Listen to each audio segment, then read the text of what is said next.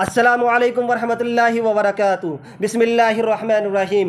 اس video میں ہم آپ کو حضرت ابراہیم علیہ السلام کی پیدائش کا ایک واقعہ سنائیں گے کہ حضرت ابراہیم علیہ السلام کو کس طریقے سے آگ میں ڈال دیا گیا تھا۔ اللہ تبارک و تعالی نے حضرت ابراہیم علیہ السلام کو آگ سے کیسے بچایا، یہ پورا واقعہ آپ اینڈ تک ضرور سنیں۔ نمرود ملک کا ایک باول کا بادشاہ تھا۔ نمرود کے موجودہ نام عراق ہے۔ وہ خود بھی بت پرستی کیا کرتا تھا اور وہاں کے تمام لوگ بھی بت پرستی کیا کرتے تھے، یعنی بتوں کی پوجا کیا کرتے تھے۔ وہ خدا کو بالکل ہی بھول چکے تھے۔ اللہ تبارک و تعالیٰ نے ان کے درمیان ایک پیغمبر کو بھیجا۔ نمرود کے محل میں ایک بہت بڑا نجومی تھا۔ نجومی نے نمرود سے کہا کہ آپ کی سلطنت میں ایک بچہ پیدا ہونے والا ہے، وہ بت پرستی کو ختم کرے گا اور دین کی دعوت دے گا، جس سے آپ کی حکومت ختم ہو جائے گی۔ نمرود گھبرا کر غصے میں بولا، عورت اور مردوں کو ایک دوسرے سے الگ کر دیا جائے تاکہ ایسا کوئی بچہ نہ پیدا ہو سکے۔ اور نمرود نے اپنے سپاہیوں کو حکم دیا کہ کوئی بھی بچہ پیدا ہو اس کو قتل کر دیا جائے۔ وہاں جو بھی بچہ پیدا ہوتا تھا اس کو قتل کر دیا جاتا تھا۔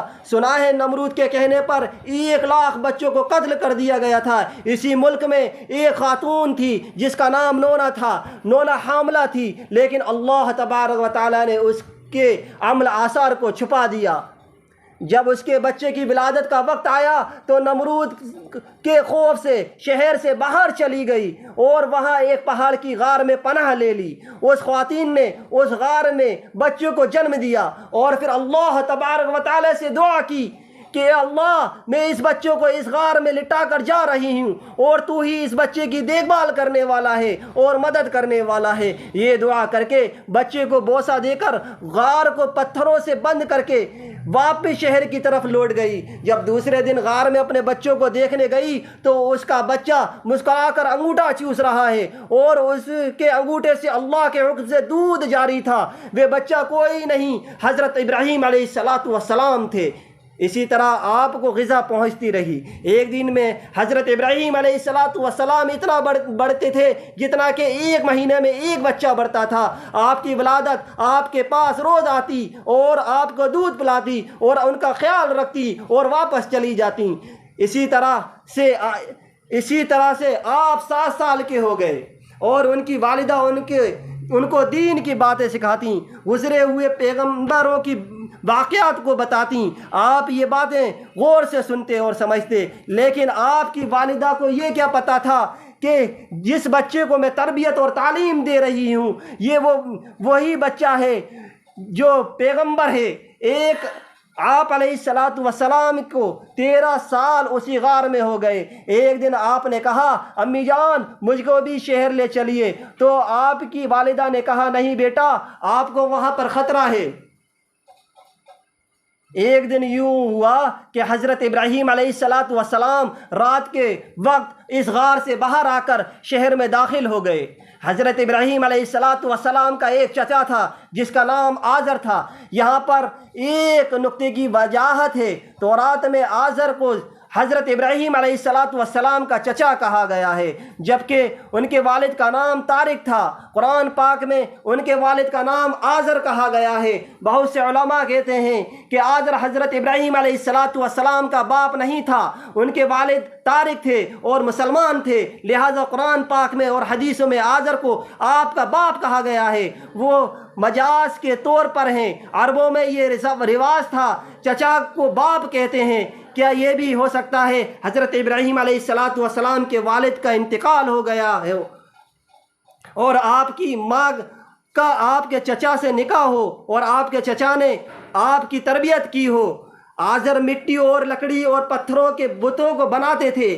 آزر کے بیٹے بھی بت پرستی کیا کرتے تھے اور بتوں کو بنا کر شہروں میں بیچا کرتے تھے اور ان کا کاروبار بہت دور دور تک پھیلا ہوا تھا۔ جب حضرت ابراہیم علیہ السلام غار سے نکل کر اپنے چچا کے پاس پہنچے تو آزر نے اپنے بیٹوں کے ساتھ حضرت ابراہیم علیہ السلام کو بھی بت بیچنے کے لیے شہر میں بھیج دیا۔ حضرت ابراہیم علیہ السلام نے بتوں کے گلے میں رسی باندھ دی اور زمین پر گھسیٹتے ہوئے شہر لے گئے، جس سے وہ بت مٹی اور کیچڑ میں آلودہ ہو گئے اور پھر اپنے چاروں اور آواز لگائی، اے لوگو آؤ مجھ سے بت خریدو اور جو کچھ نفع اور نقصان پہنچا سکتے ہو بتوں کے ساتھ۔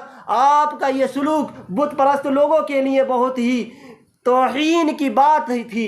لوگوں نے آپ کے چچا سے شکایت کی اور آپ کے چچا نے آپ کو سمجھایا کہ اس طرح نہ کیا کرو۔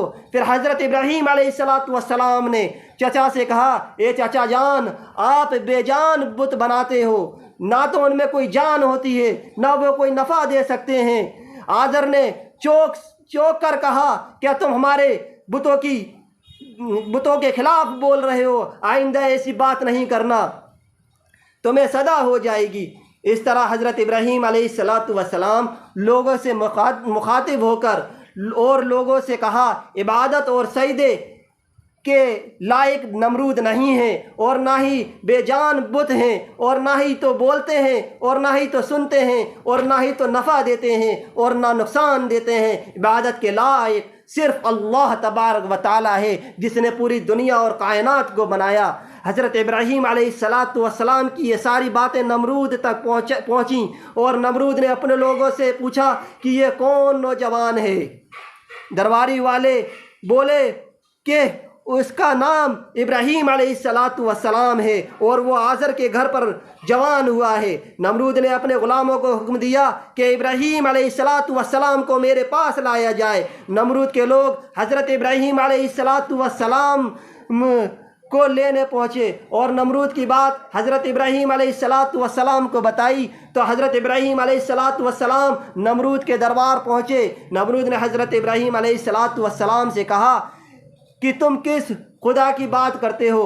وہ خدا کون ہے؟ تو حضرت ابراہیم علیہ السلام نے فرمایا، میرا خدا وہ ہے جو لوگوں کو زندگی اور موت دیتا ہے۔ نمرود نے کہا کہ یہ تو میں بھی کر سکتا ہوں۔ نمرود نے ایک ایسے شخص کو جیل سے آزاد کرایا جس کو سزائے موت ہو چکی تھی، اور ایک ایسے شخص کو سزائے موت دے دی جو بے قصور تھا۔ پھر نمرود بولا کہ اب بولو، میں بھی تو چاہوں کسی کو زندگی بخش دوں اور جس کو چاہوں موت دے دوں، میرے خدا ہونے پر تجھے کیا شک ہے؟ حضرت ابراہیم علیہ السلام نے فرمایا، جس کو تم نے قتل کیا ہے اس کو زندہ کر کے دکھاؤ۔ اور پھر فرمایا، میرے خدا سورج کو مشرق کی طرف سے نکالتا ہے اور مغرب میں چھپا دیتا ہے، تو اسے نمرود نکال کر دکھا۔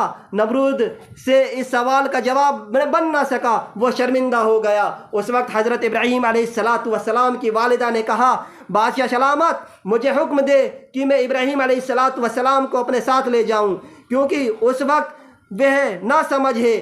آزر نے کہا، اے بادشاہ سلامت، آپ ہمیں ابراہیم کو گھر لے جانے کی اجازت دیجیے، میں اس کی ضمانت دیتا ہوں کہ خلاف ہے اور آپ کے بتوں اور خلاف کوئی بات نہیں کرے گا۔ نمرود نے کہا کہ میں تمہاری خاطر اس کو بھیج دیتا ہوں، لیکن اس کے علاوہ آگے بھی اس نے ایسا ہنگامہ کھڑا کیا تو میں اس کو زندہ جلا دوں گا۔ حضرت ابراہیم علیہ السلام کا دین بہت مضبوط تھا۔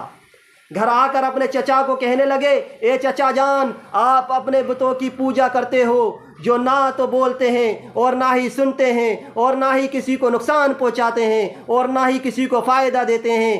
آپ اس کو خدا خود بناتے ہو، خود پوجتے ہو۔ آخر یہ بات سن کر غصے میں آ گئے اور کہنے لگے، اے ابراہیم علیہ السلام، میرے گھر سے نکل جاؤ۔ حضرت ابراہیم علیہ السلام اپنے چچا کے گھر سے نکل گئے اور کہنے لگے، اے چچا، آپ نہیں مانتے تو نہ مانے، میرا خدا سچا ہے، میں اپنے خدا سے ڈرتا ہوں اور دین کی عبادت کرتا رہوں گا۔ حضرت ابراہیم علیہ السلام اپنے چچا کے گھر سے نکل کر کوئی جگہ ڈھونڈی اور وہاں پر رہنے لگے اور اللہ تبارک و تعالیٰ کی عبادت کرنے لگے اور لوگوں کو بھی بتوں سے بچانے کے لیے کوشش کرتے رہے۔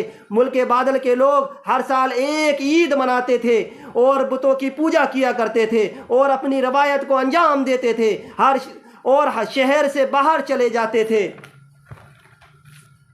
پھر کچھ یوں ہوا کہ وہ اپنے بتوں کو چھوڑ کر شہر سے باہر چلے گئے۔ حضرت ابراہیم علیہ السلام شہر میں اکیلے رہ گئے۔ حضرت ابراہیم علیہ السلام نے دیکھا کہ بت خانے میں کوئی نہیں ہے، بتوں کا محافظ بھی نہیں ہے۔ حضرت ابراہیم علیہ السلام بت خانے پہنچ گئے تو انہوں نے کہا، انہوں نے دیکھا کہ بت خانے میں بڑی شان و شوکت سے سجایا گیا تھا۔ حضرت ابراہیم علیہ السلام اپنے ساتھ کھانا لے کر آئے تھے۔ آپ نے کھانا ان بتوں کے آگے رکھ دیا اور کہا کہ یہ کھاؤ، تو حضرت ابراہیم علیہ السلام نے کہا کہ بولتے کیوں نہیں، کھانا کیوں نہیں کھاتے، کھانا تمہارے آگے رکھا ہوا ہے۔ پھر دوسری بات حضرت ابراہیم علیہ السلام نے کہا کہ کھانا کیوں نہیں کھاتے۔ حضرت ابراہیم علیہ السلام نے اپنی کلہاڑی نکالی اور ایک طرف سے تمام چھوٹے بتوں کو توڑ دیا، ایک بڑے بت کو چھوڑ دیا، اس بڑے بت کا بھی ایک ہاتھ توڑ کر دوسرے ہاتھ پر کلہاڑی لٹکا دی اور اس بت خانے سے چلے گئے۔ جب شہر کے سارے لوگ واپس آئے اور بت خانے پہنچے، وہاں پر تمام بت ٹوٹ چکے تھے، ایک بڑا بت ہی سلامت موجود تھا۔ لوگ حیران پریشان ہو گئے کہ یہ سب کس نے کیا۔ وہاں پر کچھ لوگوں نے کہا کہ ایک نوجوان ہے جس کا نام ابراہیم علیہ السلام ہے، جو بتوں کی برائیاں کرتا ہے، ہو سکتا ہے یہ کام اسی کا ہو۔ وہ سارے لوگ حضرت ابراہیم علیہ السلام کے پاس پہنچے اور کہنے لگے کیا تم نے ہمارے بتوں کو توڑا ہے؟ تو حضرت ابراہیم علیہ السلام نے بڑے اطمینان سے جواب دیا کہ یہ سارا کام اس بڑے بت نے کیا ہے، اس بڑے بت نے اس چھوٹے بتوں کو توڑا ہے، دیکھو اس کے کندھے پر کلہاڑا بھی ہے۔ وہ لوگ کہنے لگے کہ یہ بت کیسے توڑ سکتا ہے، یہ تو پتھر کا بنا ہوا ہے، یہ تو بول بھی نہیں سکتا۔ بس اتنا ہی کہنا تھا کہ حضرت ابراہیم علیہ السلام نے فرمایا کہ بالکل صحیح کہہ رہے ہو، یہ بول نہیں سکتا، یہ بولنا تو دور کی بات، یہ اپنے جسم سے مکھی بھی نہیں اڑا سکتا، تو یہ بات بھی نہیں اڑا سکتا، اور پھر کسی کو نفع یا نقصان کیا پہنچائے گا۔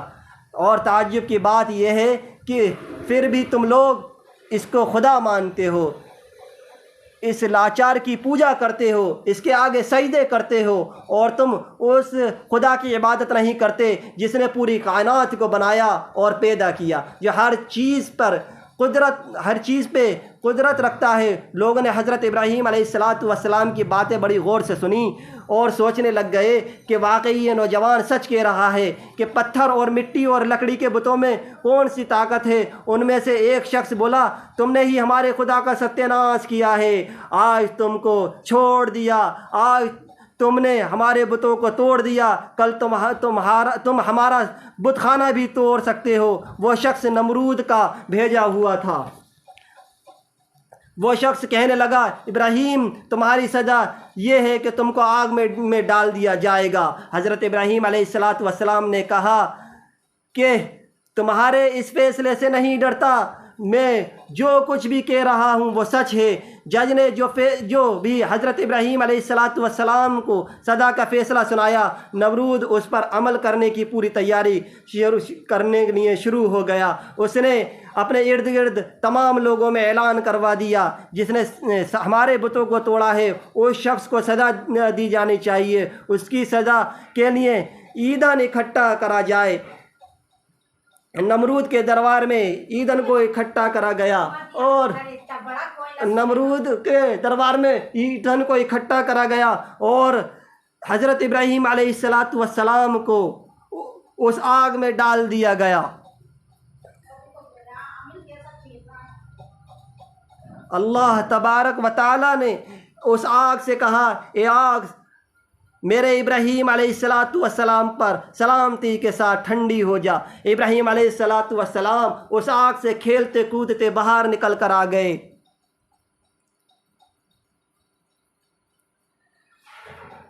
حضرت ابراہیم علیہ السلام جب اس آگ سے کھیلتے کودتے باہر نکل کر آ گئے تو نمرود کے دربار میں جتنے بھی لوگ کھڑے تھے سارے کے سارے لوگوں نے کلمہ پڑھ لیا اور ایمان لے آئے۔ وآخر دعوانا الحمدللہ رب العالمین۔